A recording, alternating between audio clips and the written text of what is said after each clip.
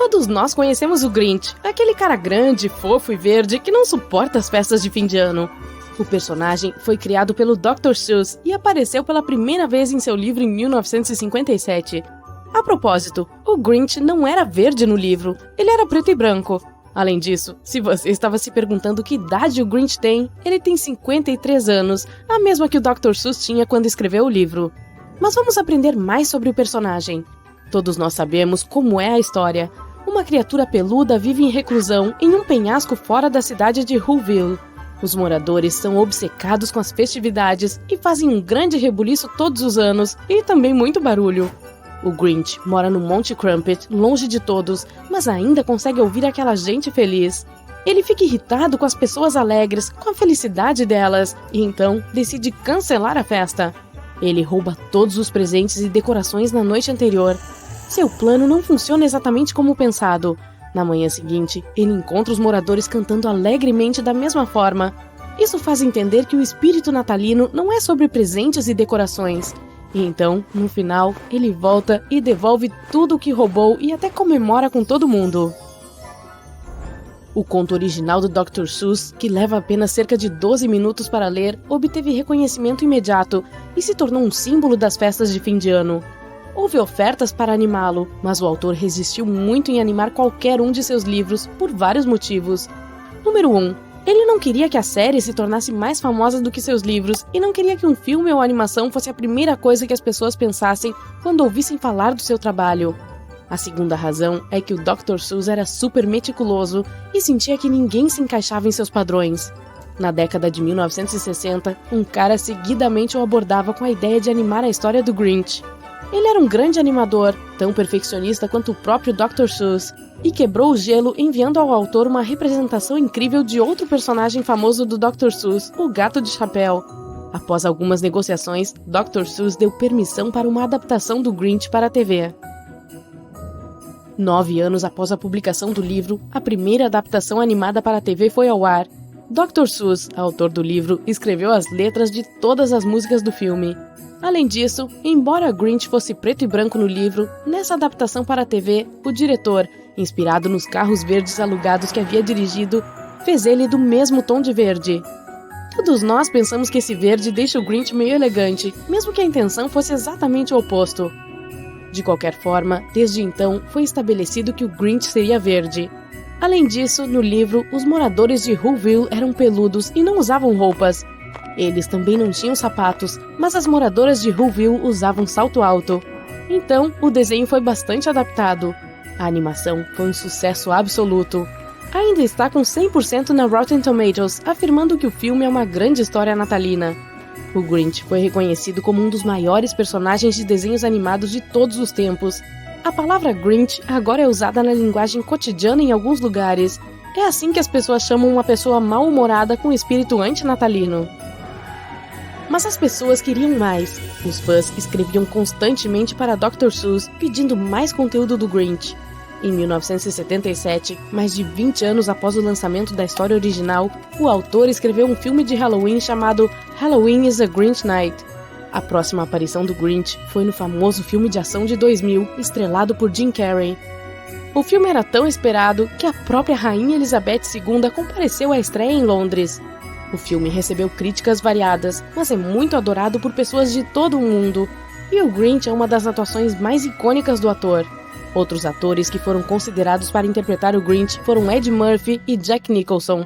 O papel não foi fácil para Jim Carrey por causa da maquiagem pesada que tinha que usar toda vez que se tornava o Grinch. O primeiro dia de trabalho durou cerca de 8 horas e meia. No entanto, há boatos de que a preparação era tão longa que o ator quase desistiu do filme, dizendo que era demais. Felizmente, uma solução foi encontrada. Um conselheiro da CIA foi contratado para ensinar técnicas de resistência ao sofrimento para o ator, a fim de ajudá-lo a passar pelo processo de maquiagem, que era bastante complexo. Levava cerca de 3 horas para fazer a maquiagem e entrar no figurino, e mais 1 hora no final do dia para remover a maquiagem do rosto do ator. Jim Carrey passou pela cadeira de maquiagem cerca de 100 vezes. Isso são 400 horas, ou 16 dias no total, apenas sentado em uma cadeira, sem fazer nada e nem mesmo podendo coçar o que quer que estivesse coçando. O ator disse que depois de passar por isso tantas vezes, aprendeu a ser uma pessoa mais calma, aconteça o que acontecer. Ainda assim, o caminho para ficar zen não foi fácil. O diretor do filme decidiu apoiá-lo. Um dia, ele se maquiou, vestiu o figurino e passou o dia inteiro dirigindo o set vestido de Grinch. Quando Jim viu o diretor fantasiado pela primeira vez, pensou que fosse um dublê e ficou com raiva, dizendo que o cara não se parecia em nada com ele. Imagine como seria quando dois Grinches estivessem interagindo no set, um mais alto e outro mais baixo. Tenho certeza de que todos ao redor se divertiram muito. A propósito, a pele que é usada no figurino é de pelo de iaque tingido de verde. As lentes amarelas eram importantes para que ninguém reconhecesse Jim Carrey por trás da fantasia e só o Grinch pudesse ser visto. Essas lentes eram o maior problema e doíam muito. Às vezes, Jim Carrey não conseguia suportá-las, então em algumas cenas atuou sem elas, que tiveram que ser adicionadas na pós-produção com imagens de efeitos especiais. Mas o que aconteceu com o Grinch depois do dia em que ele decidiu comemorar com os moradores de Whoville? Ele provavelmente viveu feliz para sempre lá com seus novos amigos.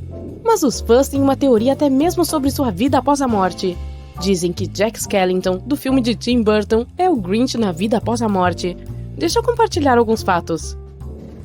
Em primeiro lugar, Tim Burton poderia ter dirigido o filme Grinch de 2000, mas no final, a cadeira do diretor foi dada a Ron Howard. O coração de Grinch ficou 3 vezes maior, simbolizando que ele se tornou uma pessoa melhor, mas também que seu amor pelas festas natalinas supostamente cresceu. Ao que tudo indica, o Grinch adorou a festividade pelo resto da vida. Então, se ele realmente se tornou Jack Skellington na vida após a morte, isso explica a súbita obsessão de Jack com a festa de Natal. Ele não se lembra de sua vida anterior e nem da festa, mas imediatamente fica obcecado por ela, pois seu coração lembra do amor e isso o instiga. Além disso, ambos os personagens têm ajudantes fofos, ambos têm cachorros. O cachorro do Grinch é o Max e o cachorro do Jack se chama Zero. O Zero pode muito possivelmente ser o Max como um cachorro fantasma. Não há confirmação oficial ou mesmo comentário sobre a teoria, mas é uma sugestão interessante. E se o filme existir no mesmo universo, eu diria que é uma forma perfeita de combiná-los. Existe outra teoria dos fãs que possivelmente explica como o Grinch conseguiu seu cachorro. Como sabemos, o Grinch mora no Monte Crumpet, nos arredores de Whoville. Todos os anos, ele recebe presentes rejeitados da cidade que os moradores jogam na lixeira. Então, alguns fãs sugerem que um dia o Grinch encontrou o Max lá, que já foi o presente de Natal de alguém. Mas essa não é a única teoria. O Grinch ocasionalmente visita o correio na cidade, então ele pode ter pego o Max, que estava preso em algum lugar por lá, em uma dessas idas. Outra história não oficial chamada Grinch Encontra Seu Max, publicada em 1998, conta como o cachorro se perdeu no Monte Crumpet e Grinch o encontrou lá e o levou para casa. Ambos os desajeitados se encontraram e isso é o mais importante.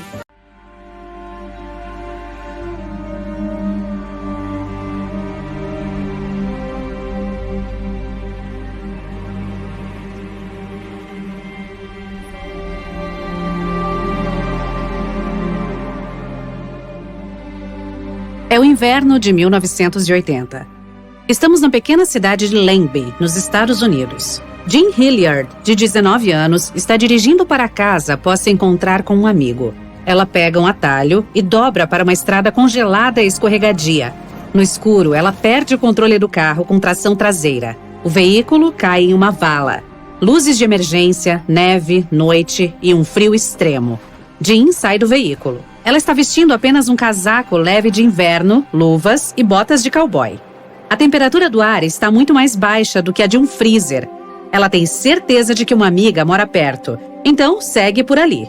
Ela sobe um morro alto e percebe que pegou o caminho errado. Parece que ela se perdeu. A garota anda mais alguns quilômetros e vê a casa de sua outra amiga lá longe. Congelada, ela caminha até lá. Então, tudo fica preto. E Jean perde a consciência. Na manhã seguinte, o agricultor Wally Nelson acorda com um ótimo humor. É época das festas de final de ano. Parece um conto de fadas de inverno do lado de fora da janela. Ele sai de casa e vê o corpo de Jean Hilliard deitado a poucos metros de sua varanda. Wally se aproxima da garota, a sacode e fica horrorizado. O corpo dela está rígido e frio como madeira congelada. Os olhos dela estão abertos e não se movem. O cabelo congelou. Ela simplesmente não parece viva.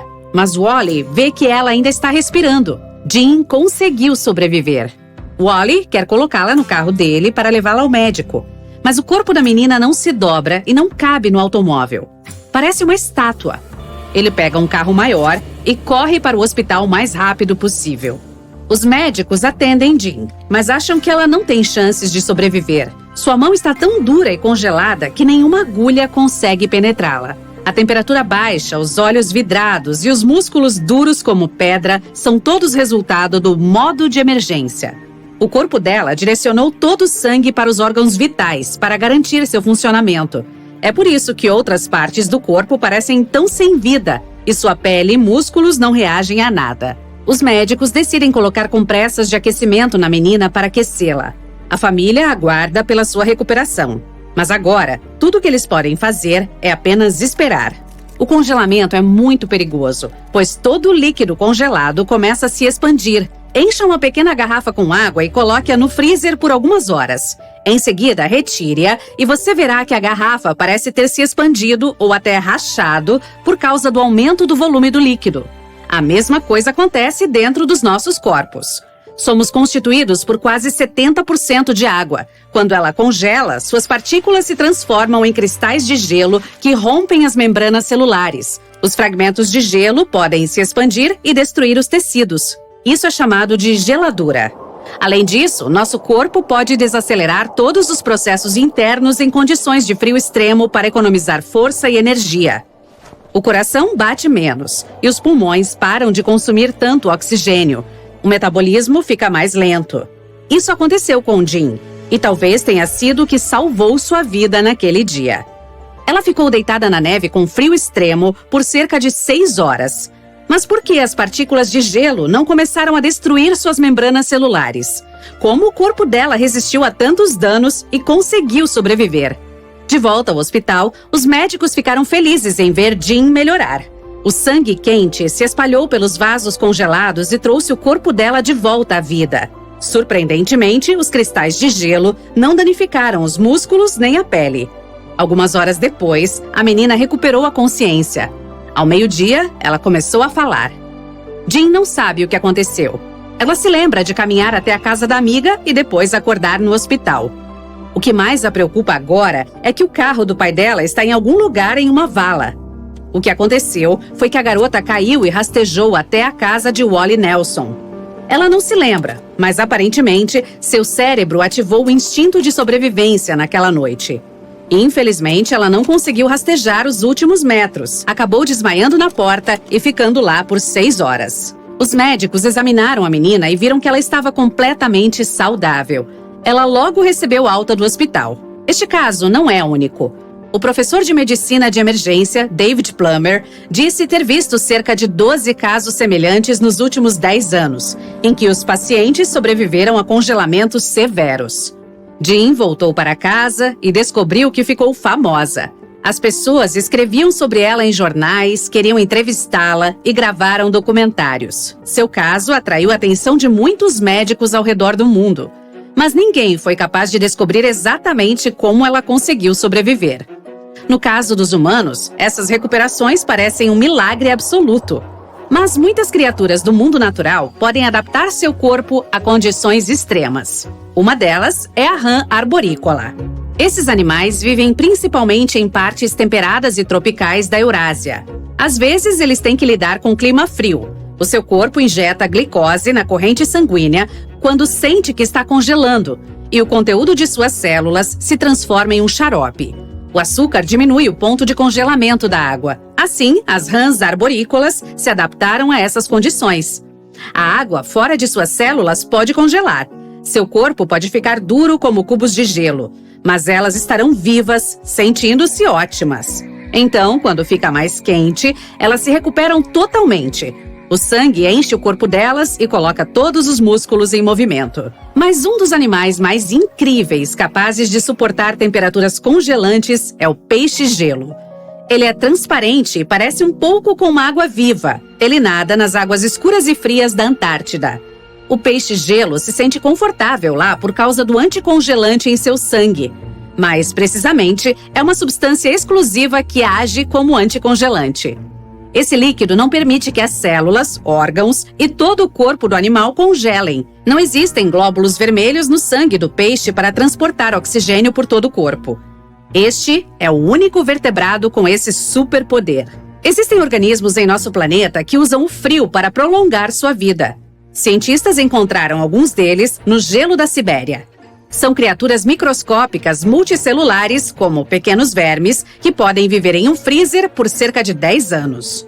Mas os vermes da Sibéria tinham cerca de 24 mil anos. Os cientistas os transportaram para o laboratório e os descongelaram. Os vermes ganharam vida e começaram a se multiplicar imediatamente após todos aqueles séculos de sono. Seu corpo pode entrar em criptobiose. Isso é quando um organismo totalmente congelado tem funções vitais mínimas. A análise mostrou que esses vermes podem permanecer nesse modo por dezenas de milhares de anos. E existem muitos desses animais no nosso planeta. Além disso, essas criaturas são algumas das mais resistentes à radiação no mundo. São praticamente inatingíveis. Mas voltando à nossa história, é possível que o corpo de Jean Hilliard tenha entrado em uma breve criptobiose. Talvez houvesse algum líquido não congelante no sangue da garota, mas ninguém sabe ao certo. Atualmente, ela tem um emprego comum e quase não se lembra daquele dia. Mais pesquisas sobre este tópico podem ajudar os cientistas a criar medicamentos especiais que podem ajudar em temperaturas congelantes. Imagine que você possa sair com segurança em um inverno frio, vestindo uma camiseta e um short. Sairia vapor pelo seu corpo e o gelo sob seus pés derreteria. Você se sentiria quente por dentro. Um sonho, talvez, mas realisticamente, os fabricantes de casacos nunca permitiriam isso, é claro. Todos amam tirar férias, mas resolveram que levar na mala pode ser uma tarefa difícil, especialmente quando você tem peso e espaço limitados de bagagem. Sem falar que provavelmente fará algumas compras durante sua aventura longe de casa. Então, na volta, vai precisar de espaço extra para todos os souvenirs que comprou. Acumular muito peso ou volume pode acabar custando uma taxa considerável na companhia aérea se você não estiver devidamente preparado. Mas agora pode relaxar. Concentre-se apenas em fazer suas reservas, que nós cuidaremos da sua bagagem com estas dicas úteis de viagem. Sem dúvida, suas roupas vão ocupar a maior parte do espaço, considerando que o padrão da maioria das companhias aéreas permite uma mala para os destinos nacionais e até duas para distâncias maiores. Isso não garante muito espaço se você planeja ser fashionista na sua viagem, especialmente no inverno. No entanto, isso não significa que precisa virar suas roupas íntimas do avesso e repeti-las. O segredo aqui é ser inteligente com a forma como organiza a mala. Em primeiro lugar, pode considerar como está dobrando suas roupas. O método mais eficiente em termos de espaço para colocar seu guarda-roupa em uma mala de viagem é enrolar cada item. Pense em suas roupas como aqueles sacos de dormir que você costumava levar para acampamentos. Eles sempre pareciam muito grossos para aquelas capas compactas, mas, com perseverança, dava para enrolá-lo, apertado o suficiente para caber dentro. Agora não é necessário lutar tanto com suas roupas, mas o mesmo princípio se aplica aqui. Comece dobrando as camisas, calças e qualquer outra coisa que planeje incluir ordenadamente. Semelhante a como você pode encontrá-las na prateleira da loja de roupas. Então, quando as tiverem em uma forma relativamente retangular ou quadrada, enrole-as bem. Agora que tem seus pequenos rolinhos de roupas, comece a colocá-los na sua mala e... opa! Espaço extra!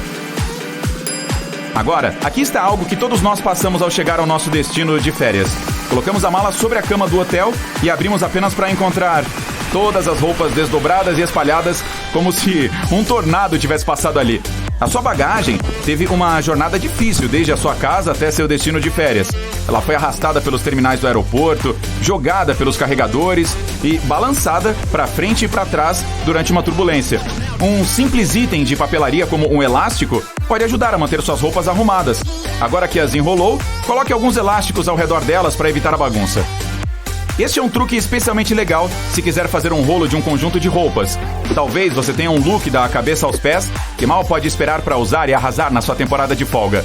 Dobre as peças como antes e, em seguida, coloque os itens do seu conjunto uns sobre os outros. Faça um rolo só e use os elásticos para manter tudo junto. Você pode decidir com antecedência suas roupas do dia a dia antes mesmo de embarcar. No entanto, ainda pode preferir dobrá-las, especialmente camisas e calças sociais mais formais. Para sua sorte, também temos um truque útil para isso. Em vez de fazer isso com cada item individualmente, coloque todos em cima um do outro. Comece com as camisas e blusas, alternando com uma para cima e outra para baixo, mantendo as golas das camisas no centro. Vá fazendo isso até chegar nas calças e itens menores, até que todos estejam bem planos. Tente manter as calças no meio. Por fim, comece a dobrar as peças sobre elas mesmas, com as camisas formando a camada externa, até que tudo termine como um pacote arrumado para presente. Você deve conseguir colocar o pacote diretamente na sua mala. Quer economizar ainda mais espaço? Em vez de colocar suas roupas íntimas e meias em uma seção própria, tente encaixá-las nos espaços e lacunas disponíveis no restante da mala. Se planeja levar um boné, por exemplo, o interior do bojo dele é um ótimo espaço para guardar meias. Isso também se aplica a outros itens pequenos, como carregadores de telefone e gravatas. No entanto, lembre-se de que você também pode estender suas gravatas e cintos sobre as roupas para economizar espaço. E se estiver realmente limitado ao tamanho da bagagem, digamos que tudo o que tem é uma mala de mão para uma viagem de 15 dias. Aqui está outro método. Compre alguns sacos de compressão para guardar suas roupas.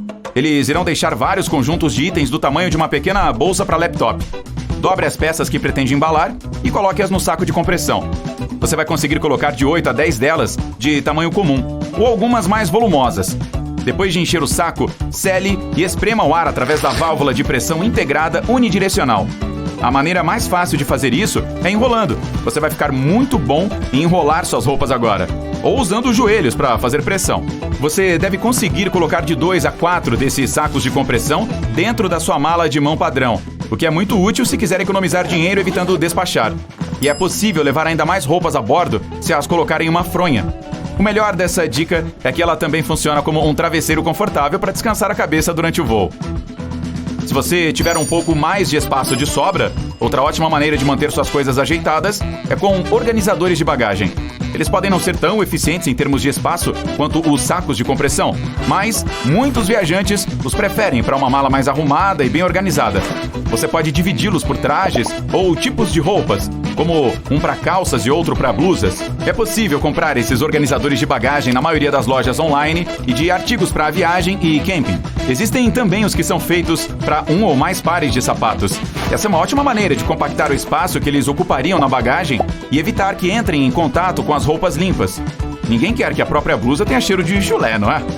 Se você ainda está com dificuldade para levar todos os seus itens dentro da mala, há mais alguns truques que podem ser usados para carregar um pouco de peso extra sem custo adicional. O mais óbvio é usar seu próprio corpo. Isso mesmo, hora de vestir as camadas. Escolha todos os seus itens volumosos e coloque o máximo que puder. Tente vestir alguns shorts por baixo da calça ou várias camadas de roupas de inverno, como suéter, jaqueta e casaco, um por cima do outro. Você pode até suar um pouco, mas em sua maioria os aeroportos e aviões são bem climatizados e você sempre pode tirar algumas camadas depois de embarcar. E ainda terá uma roupa quente se sentir frio lá nas alturas.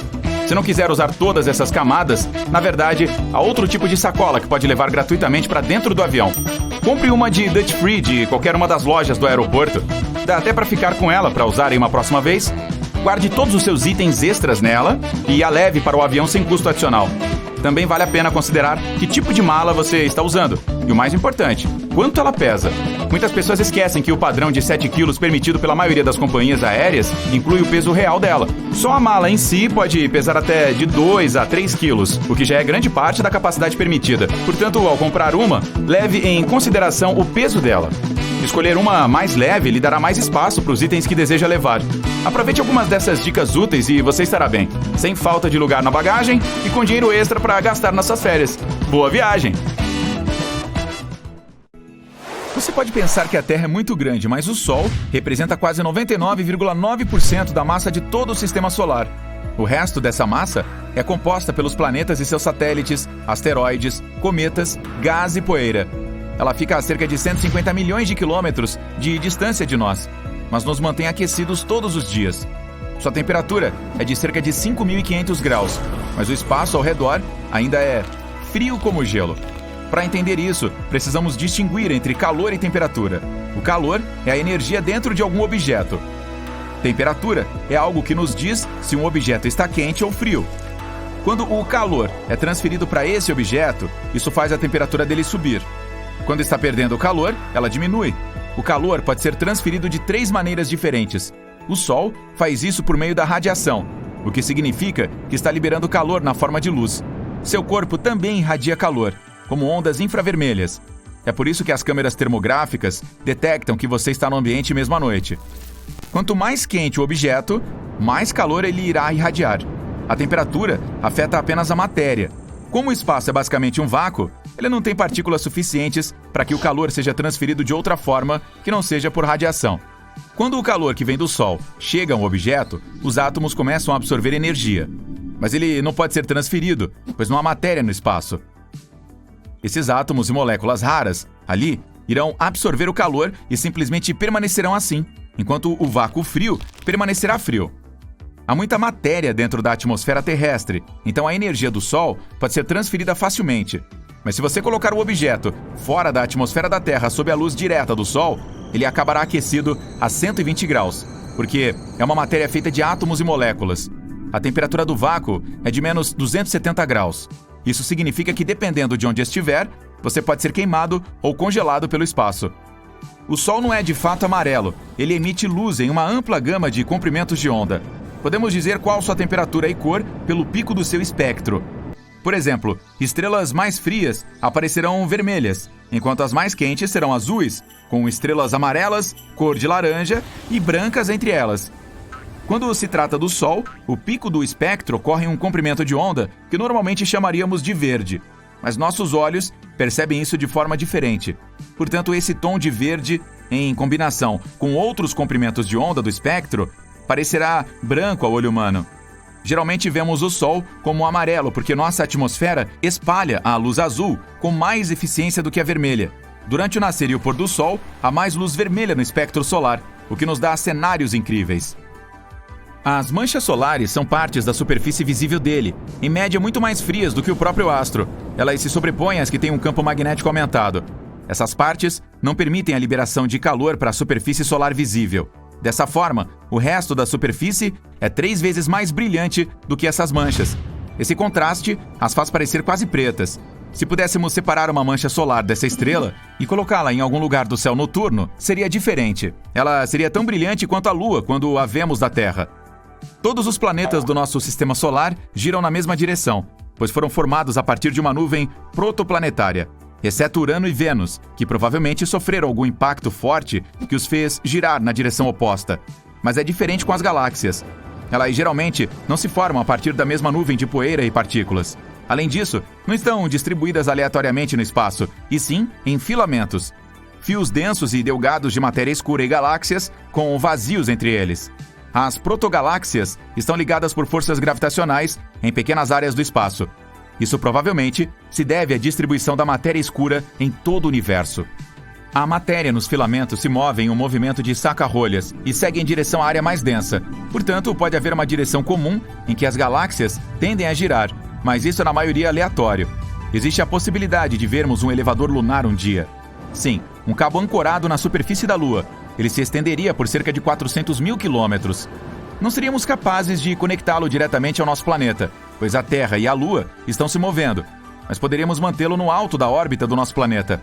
Alguns pesquisadores acreditam que poderíamos construir esse equipamento por alguns bilhões de dólares.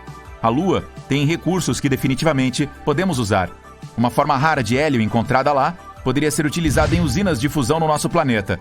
Além disso, poderíamos pegar alguns outros elementos raros e aplicá-los em smartphones e no resto dos eletrônicos. Então, depois de cerca de 53 viagens de ida e volta, o elevador se pagaria. O cabo teria a espessura de um lápis, mas pesaria em torno de 40 toneladas. Ele pode até ser feito de materiais que já temos aqui na Terra, sem a necessidade de inventar nada.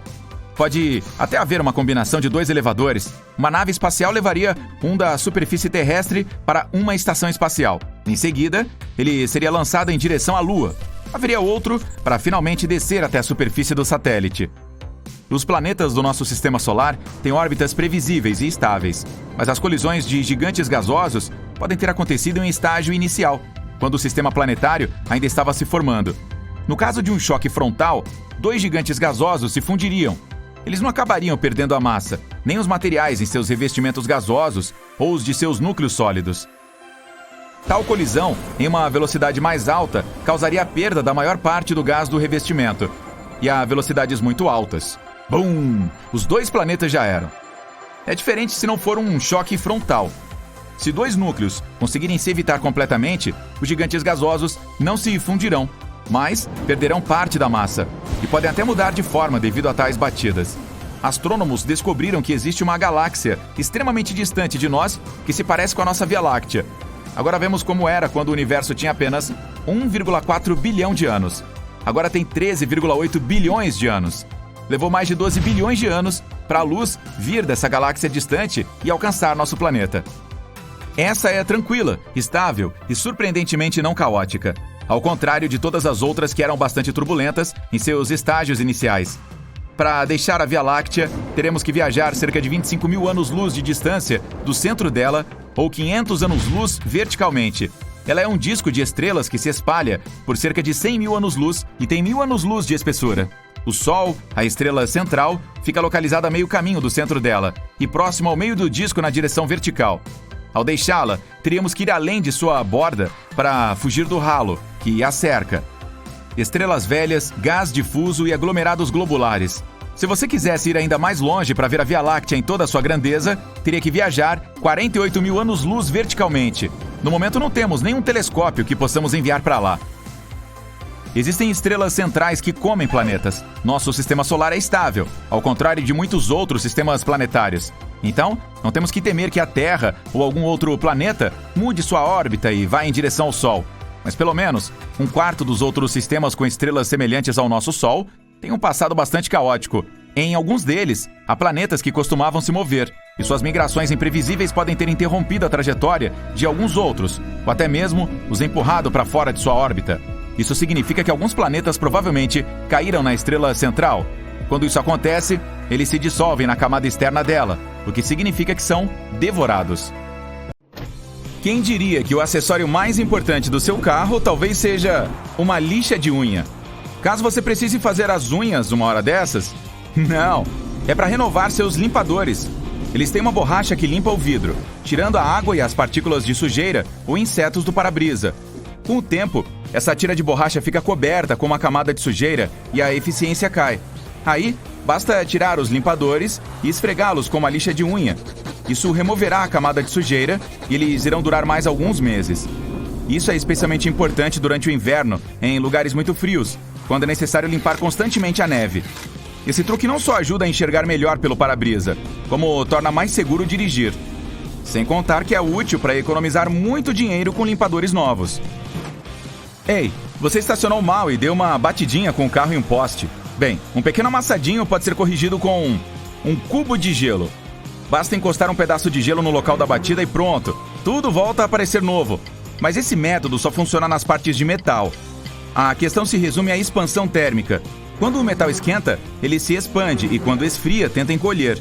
Então, quando se coloca gelo no amassado, há tensão dentro do metal que faz com que ele volte à sua forma anterior. Também é possível utilizar uma ventosa comum, como aquelas usadas para transportar vidro. Basta colar na cavidade e puxar. Aqueles desentupidores comuns de pia também funcionarão para isso. Agora vamos tentar esconder os arranhões no local da batida. Tente pegar um esmalte de unhas da mesma cor do seu veículo. Normalmente, os arranhões na carroceria não são profundos. Danificam apenas a camada superior do verniz e nem penetram na de tinta. Um pouco de esmalte vai preencher o risco e seu carango vai ficar como novo.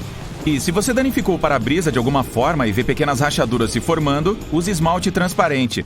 Novamente, ele preenche as microcavidades na rachadura e evita que ela fique ainda maior. Agora, alguns truques para manter seu carro sempre limpo. Cara, estes servem para mim. Vamos começar com os faróis. Se você não conseguir limpar os insetos que ficam neles depois de uma longa viagem, use um barbeador comum. Ele pode raspar aquela sujeira indesejada que ficou grudada. Dá para fazer a mesma coisa com o para-brisa. Só não pressione com muita força, pois isso pode arranhar o vidro. E para manter os faróis limpos, não importa o que aconteça, pegue uma vela normal e solvente comum. Rale a vela e despeje em um copo. Adicione solvente e aqueça com um secador de cabelo. Agora aplique nos faróis ou mesmo no para-brisa. Isso criará uma camada de cera protetora que irá repelir a sujeira e as gotas de água. Também é possível aplicar cera nos espelhos laterais e eles não ficarão cobertos de água quando chover. Se ainda assim ficarem sujos, coloque um pouco de pasta de dente em um pano seco e faça o polimento deles. Ela funciona muito melhor do que os limpadores convencionais. Além disso, evita cáries. Para proteger a carroceria do seu automóvel da sujeira e da chuva, use condicionador de cabelo. Misture uma porção dele e 2 de água. Aplique a mistura com um pano de microfibra. É importante fazer isso no veículo quando ele estiver o mais limpo possível. O momento perfeito é depois de lavá-lo. Em seguida, espere 5 minutos e seque. Essa proteção agora irá repelir quaisquer gotas de sujeira e chuva. Agora o interior. Você deve ter notado que o para-brisa e o vidro traseiro costumam embaçar. Isso ocorre porque a água contida no ar quente do interior entra em contato com os vidros frios. A água condensa, vira gotinhas e fica nas janelas. Aplique sua espuma de barbear normal por dentro. Uma porção do tamanho do seu punho é suficiente para o vidro inteiro. Aguarde alguns minutos e limpe com um pano seco. Os produtos químicos na espuma de barbear irão repelir as gotas de água do seu para-brisa, de forma que não embaçarão. Você também pode combater a umidade no interior do veículo. Para isso, pegue uma meia comum e encha com areia para gatos, se o seu não se importar. Dê um nó na meia e a coloque no automóvel. A areia absorverá a umidade do ar e as janelas ficarão secas. Esta meia pode ser útil em uma situação difícil. Digamos que você esteja preso em um campo com neve. As rodas estão girando nela, mas o carro está parado. Bem, apenas espalhe um pouco da areia para gatos da meia bem na frente das rodas traseiras. A tração ficará melhor e você conseguirá sair da armadilha de neve. Mas e se a bateria ficar fraca em um lugar deserto e não há ninguém para ajudar a ligar o veículo? Bem, pegue um macaco e levante as rodas traseiras. Certifique-se de fazer isso com segurança. Agora pegue uma corda de reboque, leve sempre uma com você, e a enrole ao redor da roda para que, ao puxá-la, a roda simule um movimento para frente. Coloque em primeira marcha, gire a chave de ignição. Agora comece a desenrolar rapidamente a corda para que a roda comece a girar. Pronto, o carango ligou. É como ligar empurrando. É importante lembrar que esse truque só funciona com veículos com câmbio manual.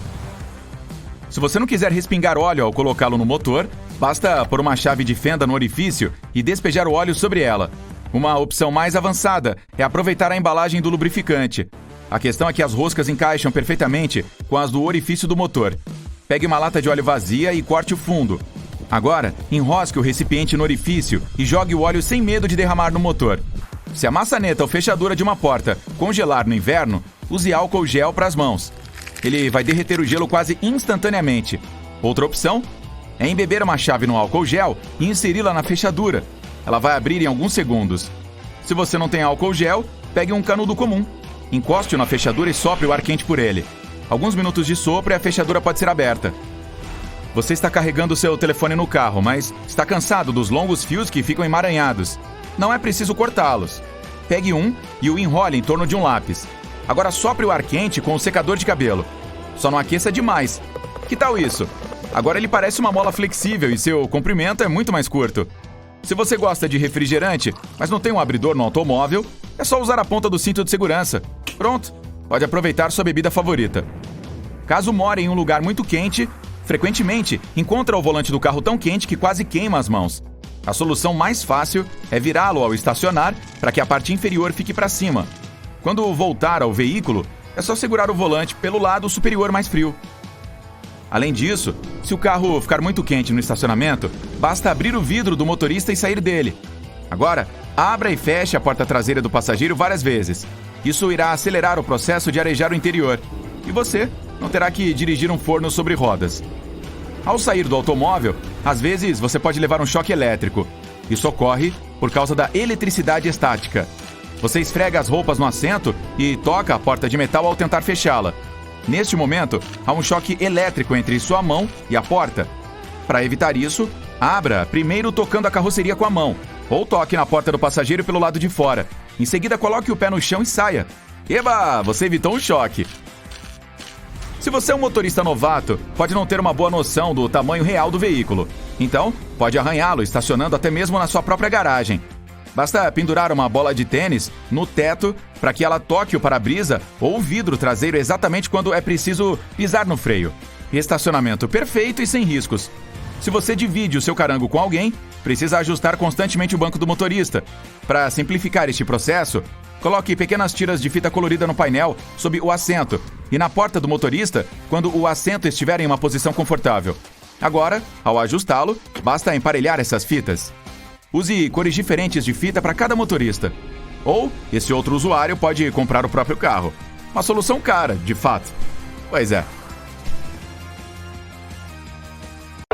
Em um parque canadense congelado, bem escondido sob camadas espessas de gelo, alguns cientistas descobriram um esqueleto bizarro que chamaram de dragão congelado. O esqueleto estava ali sob o gelo havia milhares de anos. Os especialistas levaram décadas para descobrir qual era a espécie desse estranho fóssil. E foi identificada como um novo gênero de pterossauro, que era um réptil gigante e voador com uma envergadura de asas de mais de 5 metros. A cabeça era 3,5 vezes maior que o corpo. Os pterossauros viveram 76 milhões de anos atrás, sobrevoando os demais dinossauros. Os cientistas os descreveram como os maiores, mais cruéis e mais bizarros animais que voam. O novo gênero foi chamado de Cryodracon boreas, cuja tradução é dragão congelado dos ventos do norte. Em 2013, um jovem montanhista estava escalando uma das montanhas mais altas da Europa Ocidental, o Mont Blanc. Ele viu uma caixa estranha de metal saindo da neve. O cara fez um esforço danado para abri-la e viu que ela estava cheia de rubis, esmeraldas e safiras. E entregou o tesouro imediatamente para as autoridades.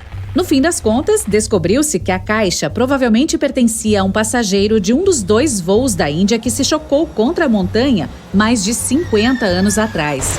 O conteúdo foi avaliado em mais de $200 mil e as autoridades ainda estão à procura do herdeiro dessa pequena arca do tesouro. No noroeste da Sibéria, em 2007, um criador de renas estava passeando com seus filhos ao ar livre quando viu uma coisa estranha no gelo. O homem percebeu que era um filhote de mamute e ligou imediatamente para o museu local. A criatura foi chamada de Liuba e considerada a múmia de mamute mais preservada do mundo no momento da descoberta. Liuba ficou sob o gelo durante 41.800 anos e tinha entre 30 e 35 dias. Da tromba até a cauda, tem quase o mesmo tamanho de um filhote grande. Se você quiser ver esse animal de perto, saiba que a Liuba fica em exposição em vários museus do mundo todo. No continente gélido da Antártica, coberto por camadas de gelo e neve, está o Monte Erebo, um vulcão congelado. Ele foi descoberto no meio de uma erupção em 1841 por exploradores em uma expedição. O vulcão tem mais de 3.600 metros de altura e continua ativo há 1.300.000 anos. Nas profundezas desse vulcão, bem no meio dele, tem uma cratera com grandes volumes de lava derretida. Há explosões ocasionais, então considera-se que ele ainda está em erupção contínua. Porém, essas erupções não preocupam, pois geralmente são bem pequeninas. Lá atrás, em 1991, 2 escaladores estavam viajando pelos Alpes italianos quando se depararam com um corpo. Eles acharam que era de algum escalador que havia se perdido recentemente. A dupla voltou correndo para a base da montanha para avisar sobre o infeliz achado. Assim que todos os restos foram recuperados, ficou claro que o corpo não era nem um pouco recente. Os cientistas determinaram que o Homem do Gelo tinha mais de 5.000 anos e foi chamado de Otzi. Os cientistas nunca haviam visto nada parecido, pois o corpo estava muito bem preservado. Durante anos, Otzi foi estudado pelos cientistas que descobriram que nossos ancestrais têm muito mais coisas em comum conosco do que imaginávamos. Seu corpo estava coberto por pinturas. Pesquisas feitas no conteúdo de seu estômago revelaram que sua última refeição foi uma carne seca e curada, parecida com o bacon que comemos hoje. O Homem do Gelo tem pelo menos 19 parentes vivos hoje, em alguma parte da Europa Central. Os cientistas estavam pesquisando tocas de esquilos antigos na Sibéria quando encontraram uma coisa interessante. Um dos bichinhos tinha escondido sementes preciosas bem lá no fundo do solo. Elas ficaram encapsuladas no gelo por 32.000 anos. As sementes eram da flor Silene stenophila, que havia sido extinta há muito tempo. O incrível é que os cientistas conseguiram recuperar o tecido da planta de dentro das sementes, formando uma plantação de flores. Desde então, reintroduziram a flor extinta a seus habitats naturais mundo afora. Em 1930, uma equipe de cientistas noruegueses navegava pelo Oceano Ártico, conduzindo uma pesquisa sobre os mares e geleiras. Eles chegaram à Ilha Branca, um território perigoso e congelado em que nenhum humano havia pisado antes. Pelo menos, era o que se pensava na época. Os pesquisadores ficaram em choque ao descobrir a ponta de um pequeno barco saindo da neve. Dentro do barco, encontraram equipamentos científicos e vários itens pessoais congelados, inclusive uma jaqueta bordada com S.A. André. Eles haviam descoberto os destroços da famosa expedição polar da S.A. André. Em 1897, exploradores suecos comandados por André tentaram viajar para o Polo Norte usando um balão de hidrogênio. Desde então, ninguém ouviu mais falar sobre eles. As pessoas só descobriram o que aconteceu quando o barco foi encontrado 33 anos depois.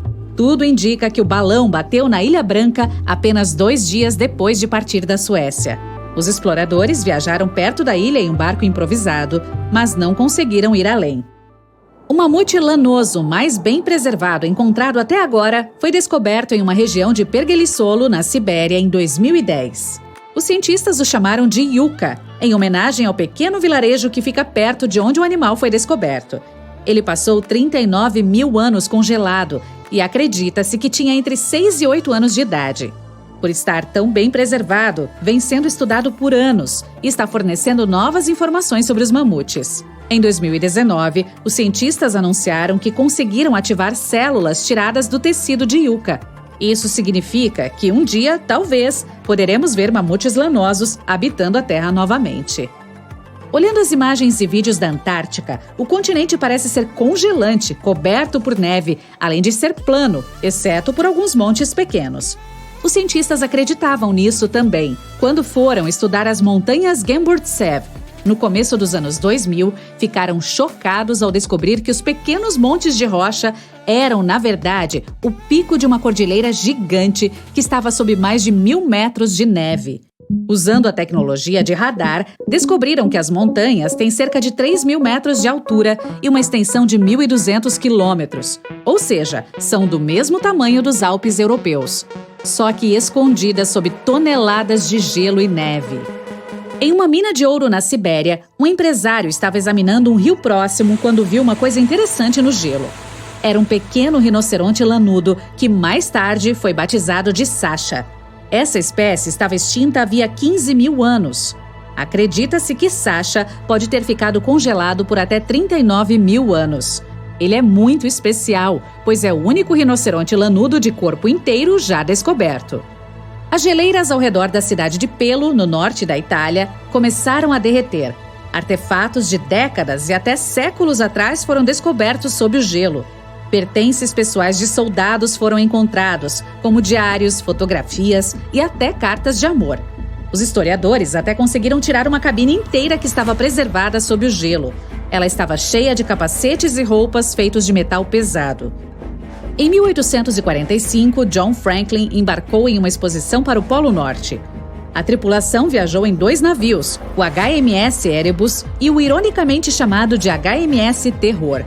A expedição acabou em desastre e as 2 embarcações se perderam nas águas geladas. Em 2016, o HMS Terror foi descoberto por uma equipe de pesquisadores.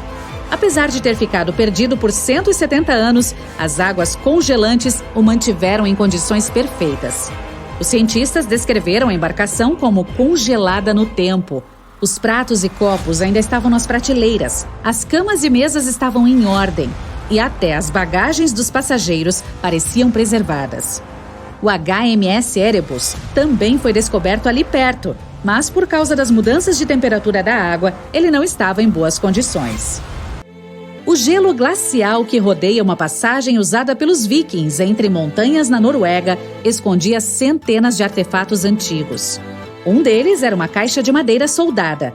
Os pesquisadores não conseguiam conter a ansiedade em abri-la. Eles achavam que ela estaria cheia de tesouros vikings ou artefatos que nos dariam mais informações sobre aquela antiga sociedade. Mas dentro dela só havia uma vela antiga feita de cera de abelha. E parece que essa caixa não era tão antiga quanto se pensava. Analisando a vela, descobriu-se que é do século XVII. A Era dos Vikings tinha acabado antes, no século XI. A caixa provavelmente era de um fazendeiro que a enviou por navio de sua fazenda de verão para a de inverno, para iluminar as noites compridas e frias. Você pega um canudo gigante e começa a inflar Saturno. Ele está ficando cada vez maior e maior e maior. Já chega. Agora vamos adicionar alguns anéis gigantes. Pronto. Este é o Super Saturno, também chamado de Saturno com esteroides. Trata-se de um objeto real que os cientistas descobriram em 2012, o planeta chamado J1407b. E eles ainda não têm certeza do que realmente é. Poderia ser um gigante gasoso como Júpiter ou Saturno no nosso sistema solar. Nesse caso, não haveria nenhuma superfície sólida nele. E se quisesse colocar os pés ali, você simplesmente percorreria todo o caminho até o centro dele. Mas também pode ser uma anã marrom, que é algo entre um grande planeta e uma estrela propriamente dita. Esses objetos devem ser pesados o suficiente para iniciar reações termonucleares, como as que acontecem dentro das estrelas.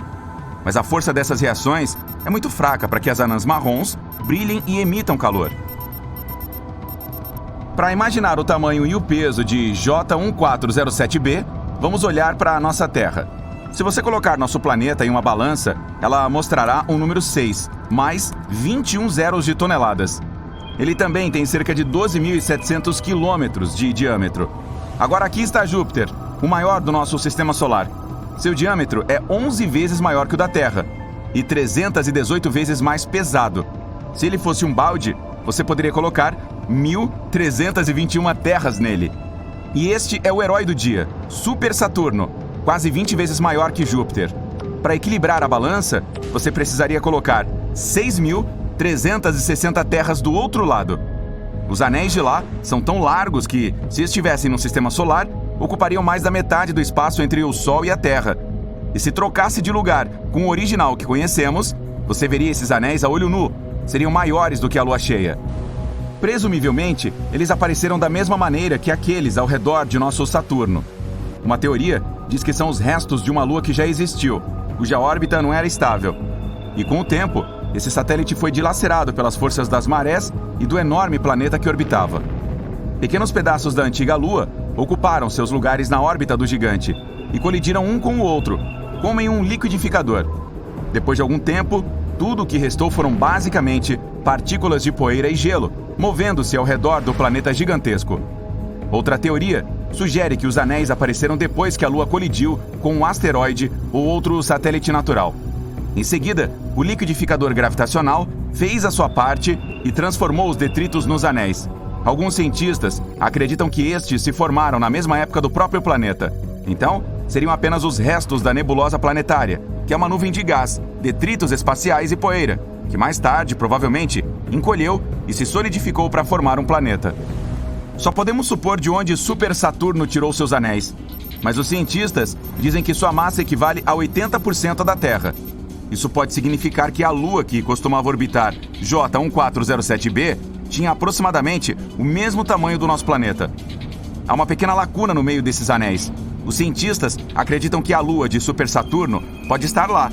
Se for esse o caso, deve ser do tamanho de Marte. Se os pesquisadores estiverem certos e Super Saturno for, na verdade, uma anã marrom, essa é uma descoberta incrível. Eles poderão observá-la envelhecer. Supostamente, as anãs marrons perdem sua energia e encolhem, desaparecendo no processo. E quando uma esgota toda a sua energia, ela se transforma em uma anã negra, que é fácil de confundir com um buraco negro. As anãs negras ainda não foram descobertas em nenhum lugar do universo, porque levam de trilhões a quatrilhões de anos para se formar. Nosso universo é muito jovem, e nenhuma das estrelas, mesmo aquelas que apareceram quando o universo surgiu, tiveram tempo de se tornar anãs negras. Um dos objetos mais antigos do universo é esta anã branca, com um nome bem longo, WD-0346-246. Ela tem entre 11 e 12 bilhões de anos, e a metade da temperatura do nosso Sol, e ainda está esfriando. Seriam necessários cerca de 10 e mais 15 zeros de anos para se transformar em uma anã negra. Para efeito de comparação, o universo tem 1,4 e mais 10 zeros de anos de idade. Os cientistas acreditam que uma anã negra existirá por cerca de 10 mais 25 zeros de anos, alimentando-se de matéria escura. Depois disso, seus prótons, as menores partículas da matéria, começarão a se decompor. E então, a anã negra simplesmente evaporará. Isso levará outros 10 mais 49 zeros de anos. Mas, se os prótons permanecerem intactos, um cenário muito mais interessante aguardará a anã negra. Em mais 10 e 1.500 zeros de anos, a anã negra se tornará uma estrela de ferro, que é essencialmente apenas uma bala de canhão no espaço. Essa esfera de ferro existirá por bilhões de vezes a mais do que o nosso universo inteiro, até que de repente se transforme em um buraco negro. Portanto, o processo de formação de uma anã negra é extremamente longo. Uma estrela normal demoraria muito tempo para envelhecer tanto. Mas Super Saturno, se ele for uma anã marrom, pode estar muito mais perto desse estado. Saturno com esteroides não é o único planeta estranho em nosso universo. Aqui está Gliese 436b, que foi detectado pelo método de trânsito. Um trânsito acontece quando um planeta se move entre sua estrela hospedeira e um observador. É parecido com um eclipse lunar. Esse planeta tem 4 vezes o tamanho da Terra e é 22 vezes mais pesado. É quase como Netuno. Trata-se de um mundo aquático exótico. A água lá é sólida, mas não é gelo. Ela tem uma temperatura de cerca de 270 graus. A água em uma panela se transforma em vapor a 100 graus, mas em Gliese 436b, o líquido permanece sólido devido à pressão extrema. Os cientistas também descobriram que a atmosfera dele está evaporando para o espaço sideral. É por isso que há uma nuvem circular gigante ao redor, constantemente se movendo em sua órbita, dando ao planeta uma longa cauda que se parece com a de um cometa. Cancri E possui riquezas incríveis que valem mais do que todo o dinheiro da Terra. Existem diamantes espalhados por todo o planeta, que é cerca de 2 vezes mais largo e 8 vezes mais pesado que o nosso. Além disso, não gira. Um de seus lados sempre fica voltado para a estrela hospedeira. A temperatura da superfície ali é quase 2 vezes mais alta que a de um incêndio em chamas. E como a estrela hospedeira é rica em carbono, o planeta também contém muito desse elemento. A pressão e as temperaturas intensas ajudam a transformar o carbono em grafite e diamantes. Infelizmente, Cancri E está a 40 anos-luz de distância do nosso. Portanto, demoraria cerca de 730 mil anos para chegarmos lá em um foguete normal. Outro que é rico em pedras preciosas é HAT P7b, a cerca de 1000 anos-luz de distância daqui. É 60% maior e quase 2 vezes mais pesado que Júpiter. Está tão perto da sua estrela hospedeira que faz uma revolução ao seu redor em apenas 2 dias terrestres. Por causa dessa proximidade, HAT P7b é quase tão quente quanto uma anã branca. Se você olhar para o lado noturno dele, verá nuvens incomuns. Os cientistas acreditam que elas podem ser ricas em corindon. Esse material é o que forma rubis e safiras. Portanto, é provável que chovam pedras preciosas muito caras e bonitas por lá. VASP-12b é um dos planetas mais escuros já descobertos. Apenas um de seus lados está voltado para sua estrela hospedeira. Sua superfície é tão escura que consome cerca de 94% de toda a luz visível. Então, se parece muito com um buraco negro. A estrela hospedeira aquece tanto o VASP-12b que o material ali evapora continuamente. Então a forte gravidade da estrela puxa essa nuvem na sua direção, formando um disco. Mas TRES-2b é o campeão, sendo o planeta mais escuro conhecido pelas pessoas. Ele absorve 99% da luz proveniente de sua estrela. Isso significa que consome mais luz do que um pedaço de carvão. 1% da luz restante parece vermelha quando é refletida por este gigante gasoso. De longe, esse carinha parece muito mal. Um dos planetas mais antigos do universo é PSR B1620-26b. Ele tem cerca de 12,7 bilhões de anos. Ou seja, se formou cerca de 1 bilhão de anos após o Big Bang. É tão antigo que suas 2 estrelas hospedeiras tiveram tempo de evoluir. Uma é uma anã branca, a outra é um pulsar que faz quase 100 rotações por segundo. O nascer do Sol no planeta deve ser impressionante. Neste momento, esse sistema estelar está se movendo em direção a um denso aglomerado de estrelas. É provável que isso leve a uma colisão estelar. Portanto, o destino de PSR B1620-26b é desconhecido. Kepler 438b é um dos planetas mais parecidos com a Terra. Ele é apenas 12% maior e fica na zona habitável de sua estrela hospedeira. Nem muito perto, nem muito longe. É um local ideal onde a água não evapora por causa do calor e não se transforma em gelo em razão do frio. E pode hospedar vida em sua superfície. No futuro, também pode se tornar um novo lar para a humanidade. mas as pessoas levariam cerca de 470 anos para chegar lá, mesmo se viajássemos na velocidade da luz, o que é impossível devido às leis da física. Estamos na Sibéria. Está tão frio aqui que rajadas de vento congelantes estão queimando seu rosto. Toda aquela neve branca parece estar cegando você. Este lugar se assemelha à Antártica por causa do pergelissolo. Recentemente, um grupo de cientistas pesquisou um dos rios locais. Com a ajuda de uma plataforma de perfuração, extraíram várias amostras de solo congelado. Os cientistas ficaram chocados ao encontrar criaturas vivas dentro do gelo. Mais tarde, em laboratório, se percebeu que as criaturas eram organismos microscópicos multicelulares, conhecidos como rotíferos bideloídeos. Essas criaturas pareciam pequenos vermes. Os cientistas sabiam que esses vermes poderiam viver em condições congeladas por até 10 anos.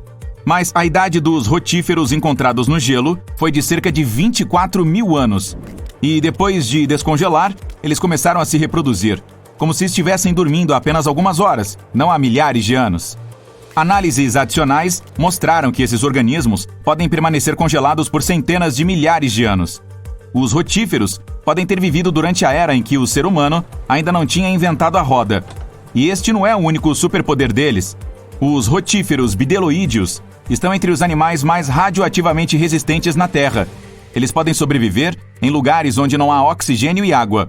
Também podem permanecer vivos em áreas com alta acidez e podem viver sem comida e água por um longo tempo. Por sinal, essas não são as únicas criaturas conhecidas por viver milhares de anos. Tipos particulares de musgo e alguns micro-organismos também são quase imortais. Os nematódios são algumas das variedades de vermes com maior capacidade de adaptação. Imagine a Torre Eiffel, de pé e orgulhosa. E agora, vamos torná-la 10 vezes mais alta e colocá-la no subsolo. Exatamente a essa profundidade, muitos milhares de metros abaixo da superfície, os cientistas descobriram essas criaturas, sem luz solar e quase nenhum ar. E como está muito perto do núcleo da Terra do que da superfície do nosso planeta, a temperatura aqui é maior do que no meio do deserto mais quente. Milhões de toneladas de solo acima criam uma pressão insana, mas tudo isso não conseguiu impedir que a vida se desenvolvesse aqui. Quando os nematódios ficam sem ar, comida ou quando a temperatura se torna muito alta, eles entram em um estado único de êxtase ou hibernação profunda. Neste modo, o metabolismo destes vermes diminui e quase todos os processos em seu corpo param. Essas criaturas podem dormir por muito tempo e só acordar quando o ambiente se tornar mais favorável. A propósito, você não precisa ir tão fundo no subsolo para encontrar essas criaturas. Nematódios são encontrados em todo o mundo. Eles podem viver em fontes termais, desertos, no alto das montanhas, entre os gelos ásperos da Antártica ou dentro de animais e humanos. Nossas próximas criaturas resistentes são os tardígrados, também conhecidos como ursos d'água. Estes são invertebrados microscópicos de 8 patas intimamente relacionados aos artrópodes. É impossível vê-los sem ajuda. Mas um microscópio convencional permitirá que você veja esses seres em detalhes. Eles parecem minúsculos ursos, por isso são chamados de ursos d'água. Eles precisam de uma fina camada de água ao redor do corpo o tempo todo. É necessário evitar a desidratação. Tardígrados foram encontrados em todos os tipos de ambientes, das profundezas dos oceanos às dunas de areia. Eles são incrivelmente resistentes graças à sua estrutura orgânica única. Sim, eles parecem macios, mas seu corpo é coberto com uma cutícula dura. Este revestimento se assemelha aos exoesqueletos de gafanhotos, louva-a-Deus e muitos outros insetos. Ursos d'água perdem sua antiga camada de cutícula quando precisam crescer. Cada uma de suas 8 patas tem de 4 a 6 garras, o que os ajuda a se agarrar a qualquer superfície. Esses ursos podem sobreviver a uma temperatura quase 3 vezes mais fria que a temperatura no gelo da Antártica. O calor também não os prejudica. Eles provaram ser capazes de sobreviver à temperatura que faz a água ferver. Além disso, os ursos d'água não têm medo de radiação nem de alta pressão. Nas profundezas do oceano, a pressão pode destruir as ligas de metais mais fortes. Mas essas criaturas podem suportar pressões 6 vezes maiores. Mas o mais legal é que podem viver no vácuo do espaço. Nosso planeta tem um campo magnético. Este é um escudo que nos protege da radiação solar. Os tardígrados não precisam dessa proteção. Eles podem entrar em órbita próxima à Terra e voltar ilesos. Tudo graças a uma proteína que protege seu DNA da radiação ionizante. Com outros organismos imortais, os ursos d'água podem entrar em um estado de criptobiose. Os tardígrados puxam a cabeça e as pernas para dentro do próprio corpo e adormecem. Se as condições ao redor sugerirem congelamento, falta de água ou de oxigênio, eles permanecerão nesta forma de barril até que a situação melhore. Então, esses são organismos tão pequenos que só podem ser vistos através de um microscópio. Mas que tal algo maior? Conheça o diabólico besouro de ferro. Eles vivem no sudoeste dos Estados Unidos e no México. Esses insetos não podem sobreviver a altas temperaturas, viver sem oxigênio ou em condições de aumento da radiação. Mas o seu exoesqueleto é tão resistente que só pode ser perfurado com uma broca ou martelo. Esse exoesqueleto é durável e feito de uma substância especial, quitina. Também pode ser encontrado nos exoesqueletos de caranguejos ou camarões. E ainda assim, a quitina do diabólico besouro de ferro é tão durável que permite que essa criatura suporte o impacto de um carro se movendo em alta velocidade. Em tempos de perigo, eles podem esconder suas antenas e patas fortes em partes especiais do exoesqueleto. Outros animais não podem morder essa armadura, então cospem o besouro e saem para procurar almoço em outro lugar. Assim que o perigo desaparece, o inseto estende as patas novamente e segue a vida. Além disso, a armadura salva os besouros da desidratação, o que é muito útil em áreas quentes do México e sudoeste dos Estados Unidos. Dentro do exoesqueleto, eles podem armazenar umidade. Em outras palavras, esses insetos podem absorver água sempre que a encontrarem e transportar esse líquido dentro de si mesmos. As próximas criaturas são incrivelmente frágeis, mas elas sabem como sobreviver em lugares onde quase nenhum outro animal pode viver. Vamos para o sudoeste da Romênia, perto do Mar Negro. Aqui, em uma planície larga e desolada, você pode notar um poço. Esta é uma mina que leva ao subsolo profundo. O ar na superfície do nosso planeta geralmente contém cerca de 20% de oxigênio, mas na mina são apenas 10%. Dentro da caverna, o ar também tem um conteúdo elevado de sulfeto de hidrogênio e dióxido de carbono. As pessoas não conseguem respirar lá sem um tanque de oxigênio. Provavelmente podemos dizer que a água e o ar lá estão envenenados. Quase nenhum animal seria capaz de sobreviver nessas condições. Ainda assim, 48 espécies de organismos vivos foram encontradas nesta caverna. 33 delas são espécies recém-descobertas. E não são apenas micróbios ou bactérias que não podem ser vistos sem um microscópio. Algo maior mora aqui. Estranhos caracóis brancos rastejam pelas paredes das minas. Camarões transparentes e um monte de sanguessugas desconhecidas nadam na água. Centopeias brancas com antenas enormes e aranhas brancas assustadoras correm pelo chão. E todos eles crescem aqui há quase 5 milhões de anos. Você pode notar um escorpião aquático e outra espécie não identificada deste animal. Não se parece com seus parentes que vivem em areias quentes ou florestas tropicais. Nenhuma criatura viva aqui parece normal. Todos os animais são brancos ou transparentes. Eles não têm olhos, mas estão equipados com patas longas e antenas que os ajudam a navegar neste espaço escuro. Quanto mais fundo você entra na caverna, menos oxigênio o ar contém. Mas o número de organismos vivos aumenta. O ar é preenchido com metano e dióxido de carbono. Todos os habitantes desta caverna nunca viram a luz do sol e nunca saíram das trevas. Parece impossível sobreviver em condições em que as plantas não produzem oxigênio. A resposta para a questão de sua sobrevivência está escondida em um pequeno lago. A superfície da água é coberta com uma espuma estranha. Se você olhar de perto, poderá ver que essa substância branca está viva. Assemelha-se a papel molhado macio, que é fácil de rasgar. Essa coisa é, na verdade, bilhões de organismos vivos, bactérias chamadas autótrofas. Há muito mais dióxido de carbono na caverna do que lá fora. E essas bactérias, como as plantas, o absorvem. Mas elas não fazem isso com a ajuda da fotossíntese, o que significa que não precisam de luz solar. Elas usam água para a quimiossíntese. O que essas bactérias secretam é alimento para outras bactérias. E essas outras bactérias são alimento para criaturas maiores. Um ciclo alimentar que você não consegue encontrar em nenhum outro lugar do planeta. Mais de 50 navios e 20 aviões desapareceram no Triângulo das Bermudas desde meados do século XIX. A região não consta em nenhum mapa de papel e não é uma área oficial do Atlântico. Esse enorme pedaço de água fica não muito longe da costa sudeste dos Estados Unidos e ainda assusta muitos marinheiros. Mas você não tem medo e quer provar que não há nada de especial ali? Então navega até o centro do Triângulo das Bermudas em um pequeno barco de pesca. Desliga o motor e espera. Várias horas se passam. O sol se põe abaixo do horizonte, a noite chega. Você está prestes a voltar para a costa, mas de repente tudo fica muito quieto. Então houve um barulho na água. Olha para o mar e vê centenas de peixes nadando para a superfície. Algo grande os assustou, que vem direto das profundezas. No instante seguinte, você percebe grandes olhos brilhantes e longos tentáculos alcançando o barco. Parece que um dos mitos mais terríveis sobre o Triângulo das Bermudas mostrou ser verdadeiro. Uma lula enorme, arrastando navios para o fundo. As histórias sobre essas lulas surgiram muito antes dos mitos sobre o local. Durante séculos, marinheiros da Noruega e da Groenlândia contaram histórias sobre um monstro marinho assustador, o Kraken, nas quais ele quebrava o convés das embarcações com seus tentáculos gigantes e as arrastava para o fundo. A aproximação dessa criatura é impossível de ser notada, pois ela não ataca pelo lado, mas por baixo. Mas eram apenas histórias. Somente no século XIX apareceram evidências científicas da existência desses monstros.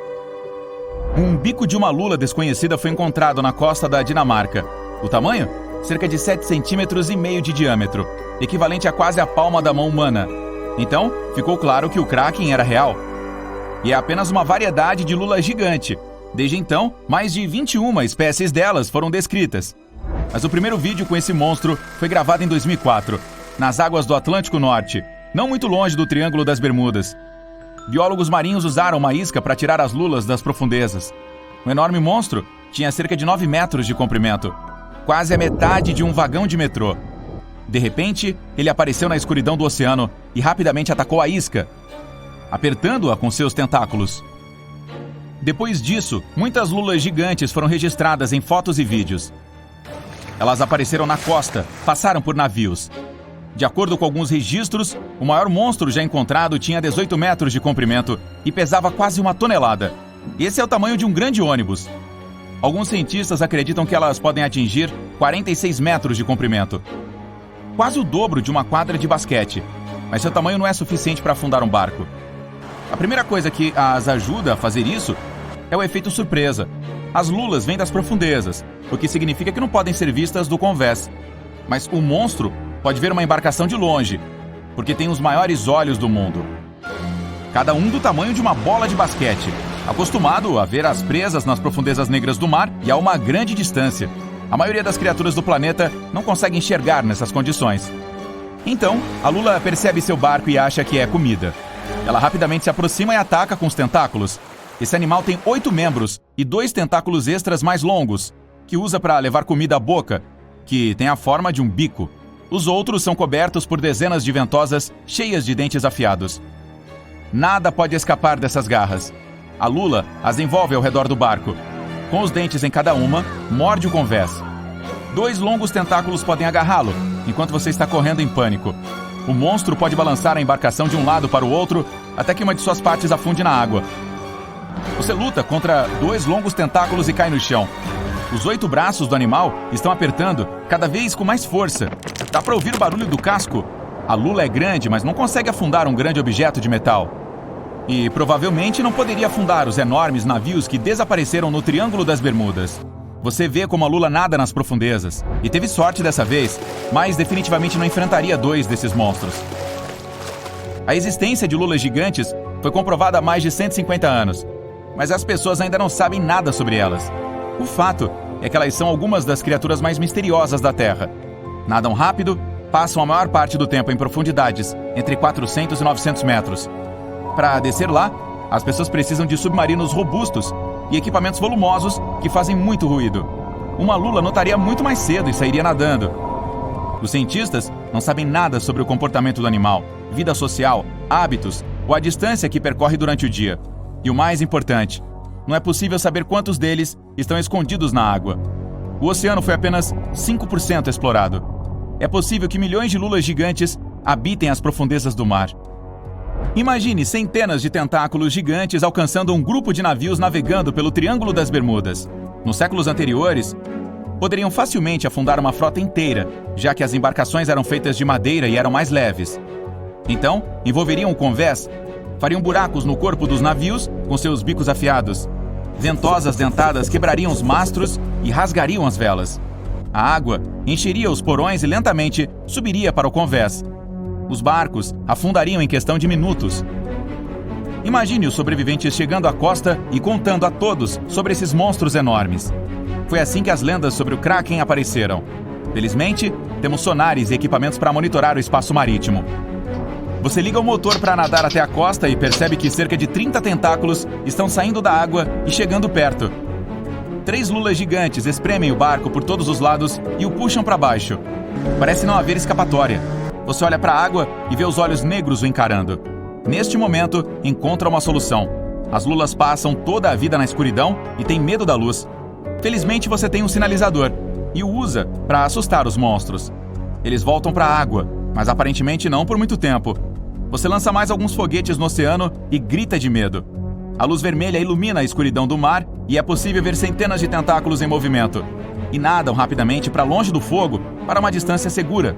A toda velocidade, você navega em direção à costa, enquanto segue lançando todos os sinalizadores de fogo na água, sem dar aos animais a chance de se aproximarem. Por fim, chega à terra, com a certeza de que nunca mais voltará a este lugar. A má notícia é que essas criaturas não nadam apenas no Triângulo das Bermudas. Elas já foram encontradas nos oceanos de todo o mundo. Sim, é possível que a lula gigante seja a principal razão para o desaparecimento de navios. Mas isso não torna o Triângulo das Bermudas um lugar único. Barcos e navios de carga desaparecem em todo o Oceano Atlântico. O Triângulo nem mesmo está incluído no top 10 desses locais. Além disso, a área é uma das rotas marítimas mais populares do Atlântico. E quanto mais navios navegam em um mesmo lugar, mais são perdidos. Muitos cientistas acreditam que o motivo dos desaparecimentos aqui são fortes tempestades e furacões. As Bermudas estão localizadas em uma área de alta pressão que desvia as tempestades em direção ao Triângulo. As ondas atingem tamanhos tão grandes que são capazes de virar navios. Trovões e flashes frequentes de raios incapacitam aviões. O campo magnético da Terra é mais fraco nessa região. Esse campo funciona como um escudo que repele as partículas solares. Aqui, a radiação solar passa pelas camadas superiores da atmosfera e pode afetar negativamente o funcionamento dos aparelhos eletrônicos. Além disso, existe uma teoria que diz que o Triângulo das Bermudas é o centro de uma anomalia magnética. Mas os cientistas fizeram muitas verificações no mapa magnético desta região e não encontraram nenhuma esquisitice.